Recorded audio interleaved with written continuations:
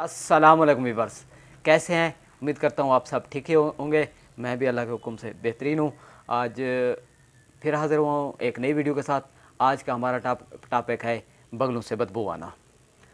तो मेरे व्यूअर्स, अब तक अगर आपने चैनल सब्सक्राइब नहीं किया तो मेहरबानी करके मेरे चैनल को सब्सक्राइब करें और बेल आइकन को दबा दें, ताकि मेरी हर नई आने वाली वीडियो का आपको जल्द से जल्द पता लगे और आपको नोटिस आते रहें।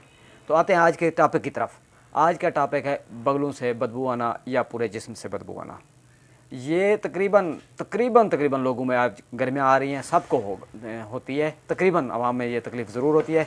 उसके लिए जो आज आपको टोटका बताने जा रहा हूँ, ये काफ़ी सालों से आज़मूदा है। ये अफसोस ये है कि आजकल लोग इस्तेमाल नहीं करते, इस्तेमाल करना भूल गए हैं या छोड़ दिया, जो भी आप समझ लें। ये है, इसे कहते हैं फटकड़ी सफ़ेद। वैसे तो अमूमन ये बहुत से काम आती है, जरियान रहम और जरियान खून और बहुत से अद्वियात में ये इस्तेमाल होती है। आज के जो हमारा टॉपिक है वो बगलों से बदबू आने के बारे में है।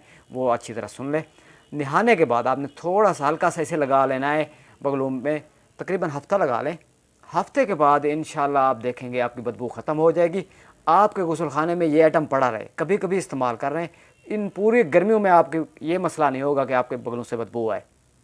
इसके अलावा अगर आपको शेव के बाद दाने निकल आते हैं या सफाई के बाद, अंडरग्राउंड सफाई के बाद आपको दाने निकल आते हैं, उसके लिए भी है, आप शेव करने के बाद इसे लगा लें, दाने निकलना बंद हो जाएंगे, इंशाल्लाह नहीं निकलेंगे।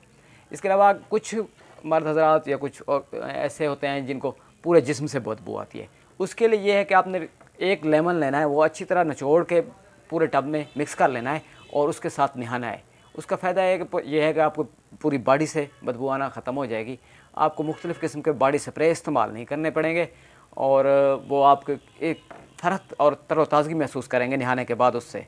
इंशाल्लाह आपको ये मेरी वीडियो फ़ायदा देगी। अगर आपको कभी भी किसी को मसला हो तो आप नीचे कमेंट्स कर दिया करें, मैं उसके बारे में हर आपके मालूमात के लिए मैं वो वीडियो अपलोड कर दूँगा ताकि आपको फ़ायदा हो। दुआ में याद रखिएगा। फ़ी अमानिल्लाह।